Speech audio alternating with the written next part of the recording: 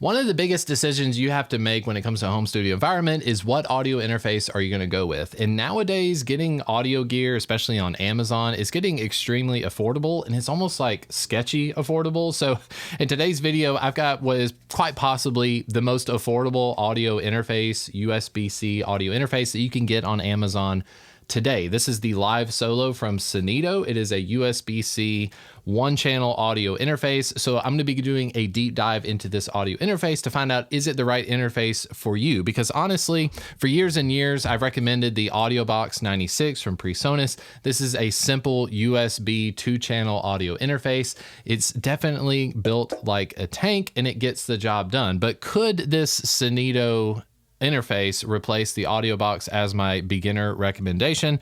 Of course, I got videos all over my channel of the Focusrite Scarlett 2i2 4th generation. This is by far the most popular audio interface being sold on Amazon today for good reason, but it's also going to cost you nearly 6 times the price as this Synido audio interface. So with all that being said, let's find out if the Live Solo from Synido is the right interface for you.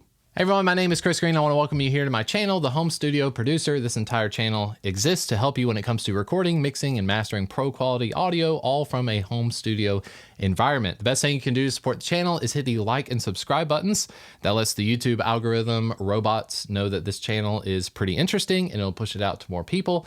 And if you want to support the channel even further, I want to invite you to hit the join button below this video to become a member. Silver and gold tier members have access to all of my digital products over at greenfamilymusic.com. Simply become a member today, switch over to the community tab, and you'll see a coupon code that you can use on my store to get all of my digital products, including drum samples, ambient pads, and Studio One session templates. With all that being said, let's jump into today's video about the Synido Live Solo. Right off the bat, when you get this audio interface and you open it up, it is extremely lightweight. Like, this thing feels lighter than an egg, okay? If you have a Roku TV remote, this is definitely lighter than that. So I'm initially very skeptical about the weight of this box, although I completely understand that as technology gets better and better, they really don't need to cram a lot of weight into these devices.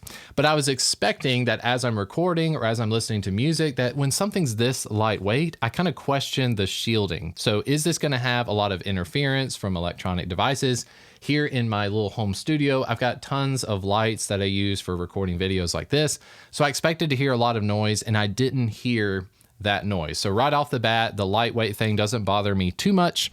The audio interface does come with a USB-C cable, but as you can see, it's got this traditional USB plug on it as well. So if you're using a MacBook like I am, you'll need to be using one of those Apple USB-C dongles so that you can adapt it to fit to your device. Now, if you have your own USB-C to USB-C cable, that should work as well.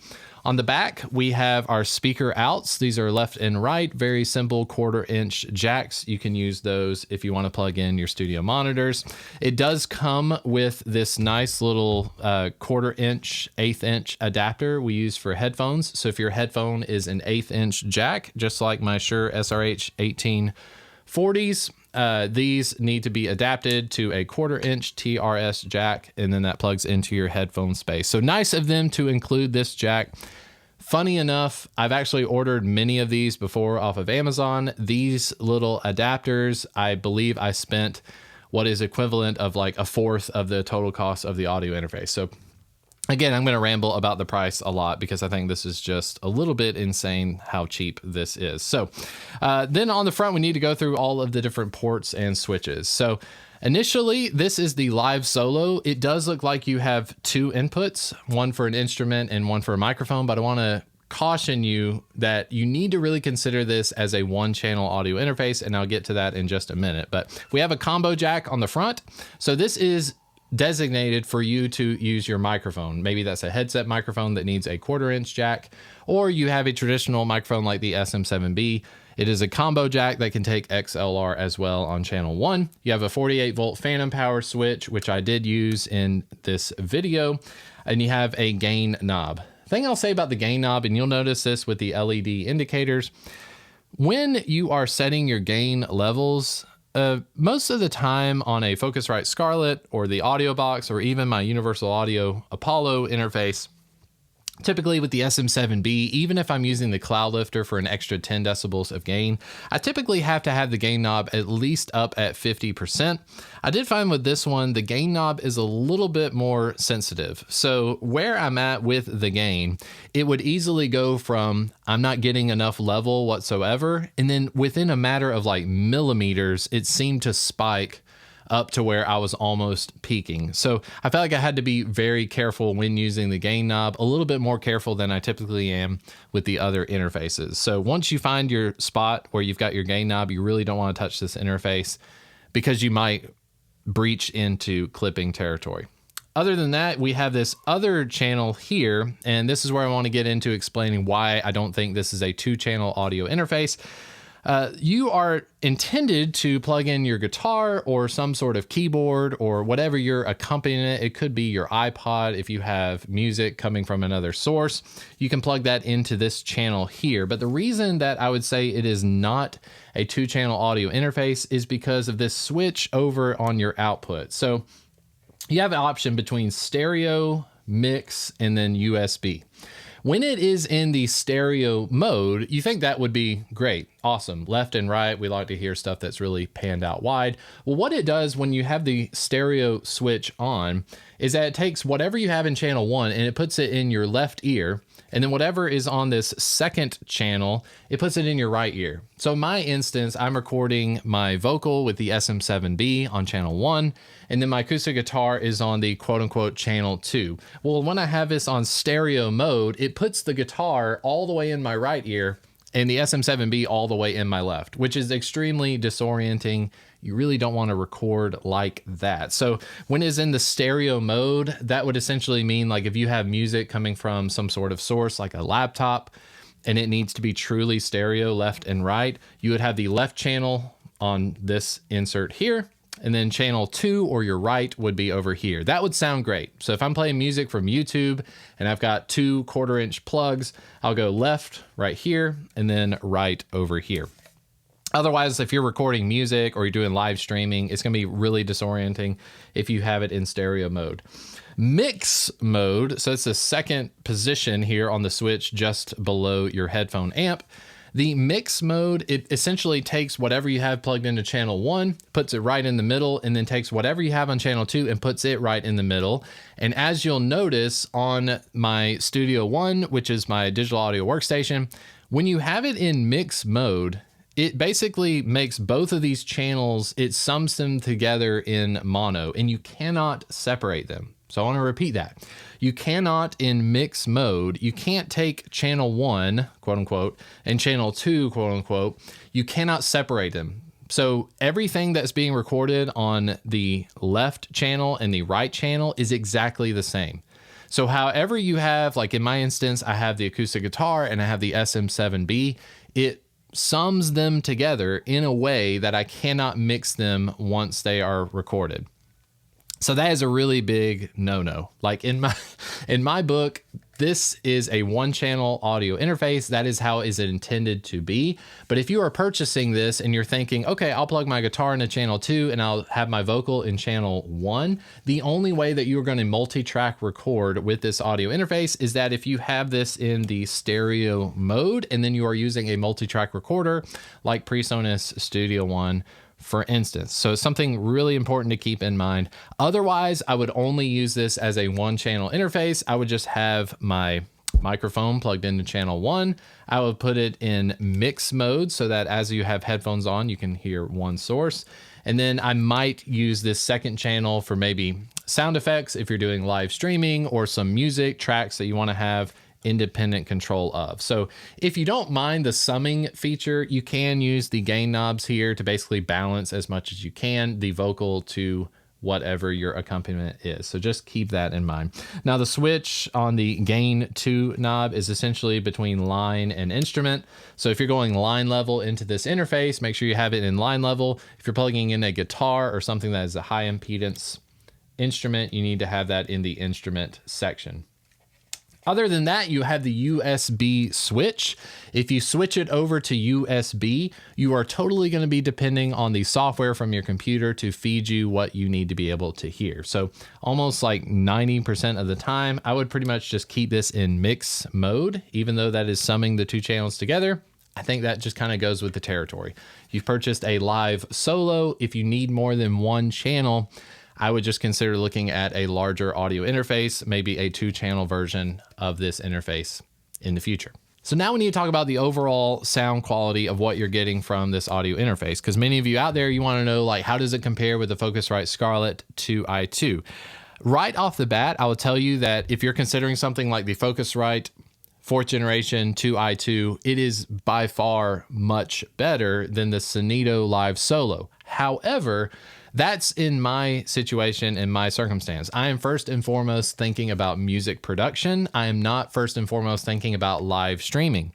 So when it comes to live application, if you are just using this so that you can plug your microphone or your headset into one channel, and then you're going to have the rest of your audio coming from whatever video game you might be playing or your computer's source, I think this is by far a great option, although I can't speak to the long-term quality. So will this thing hold up year after year? That remains to be seen, but for the price, it's worth a shot if you're looking at getting into something like this. I'm pretty big when it comes to preamps, when it comes to headphone amps, when it comes to quality of what I'm able to hear. I typically want to put these things through the test. So the SM7B from Shure, this is a large diaphragm dynamic microphone, and it is very gain hungry. Usually on audio interfaces, no matter what brand they might be, Universal Audio, Focusrite, what have you, you usually have to get the gain knob pretty high, around 60, 70%. Your gain knob's all the way turned up. You start to hear a lot of noise, etc. So I use the Cloud Lifter. Cloud Lifter gives you 10 decibels of added gain, but you do need to feed it with phantom power.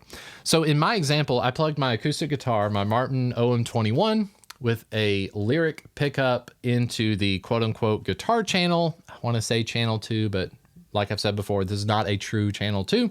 And then on the left channel, I've got my SM7B going into the Cloud Lifter. So you're going to hear some examples from PreSonus Studio One, and I intentionally wanted to hear what it was doing when you have it between stereo and mix mode. When I was your foe, offer me. You have been so, so good to me. When I was your foe, still your love fought for me. And you have been so, so good to me. So if you are multi-track recording and using this for music production, you can absolutely use it in the mix mode to sum everything together. But if you go stereo, you might have to get a little bit creative with your headphones, because when it was in stereo mode, I truly had a separate left and right channel. I had my guitar in my right ear, my vocal was in my left ear. It doesn't impact the quality of sound, but it at least gives you the ability to mix those things later on. So if you're using this for music production, try to keep it in that stereo mode, but you may have to find ways around the monitoring situation. So first example, I just want you to hear me speaking into the Shure SM7B. This would be a dialogue situation, or if you were using this in a live stream, this is the quality that you're getting. Hey everyone, this is Chris Green speaking into the Shure SM7B, which is going into a Cloud Lifter, which is then going into the Synido Live Solo USB-C audio interface. Next, I want you to hear my acoustic guitar, and it's very important. I actually plugged in my Universal Audio interface and ran it the same cable, no extra fancy plugins, no mixing whatsoever. Here is what my guitar sounds like from the Synido, and then afterward, you're going to hear the Universal Audio Apollo.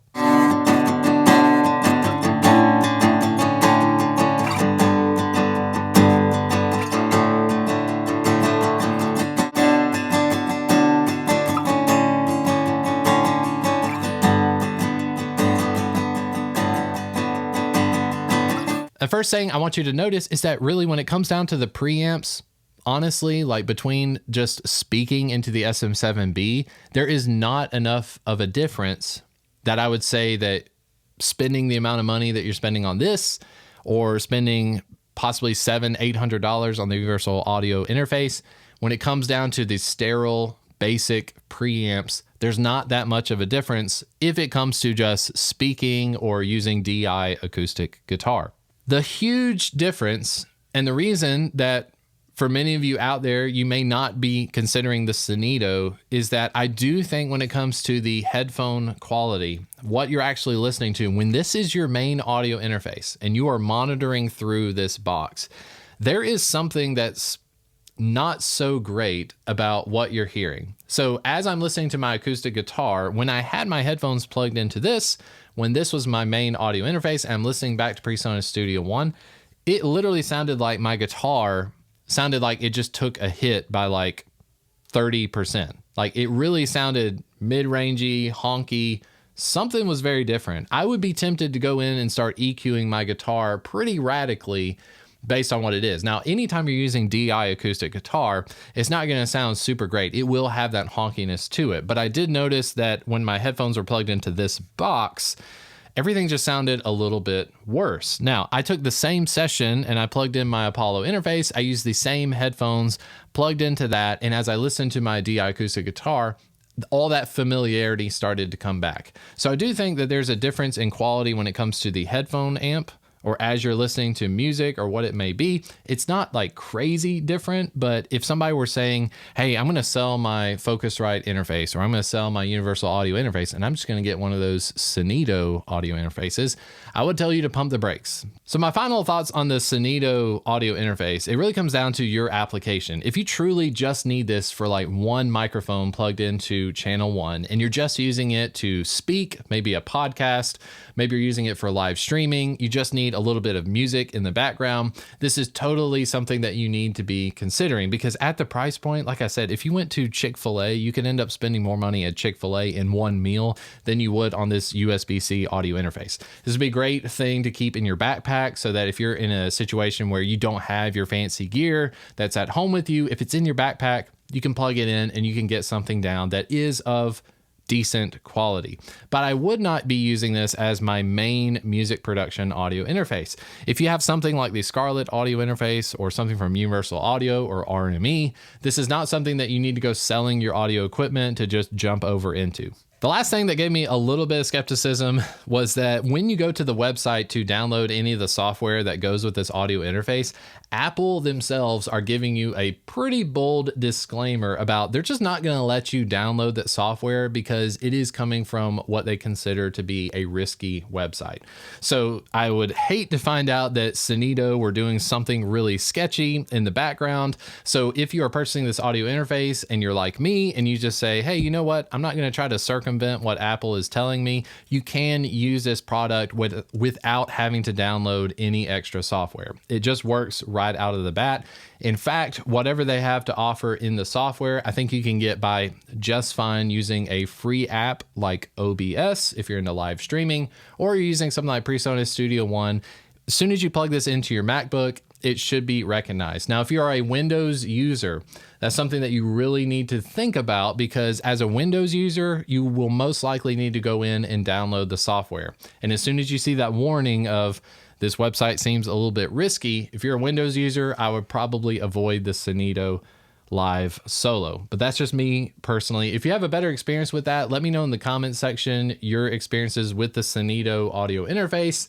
Let me know if you enjoy it or if you would recommend it in music production. But for me, going forward, I'm happy with the audio interface that I have, the Universal Audio Apollo. I'm not looking to sell anything to be using this, but I might be using this in my backpack moving forward. Hey, you made it to the end of the video. You're really interested in this music production stuff, so I want to encourage you to click on this video that YouTube thinks you would really enjoy just over my shoulder. My name is Chris Green. Thanks so much for watching, and I'll see you the next one. All right, bye.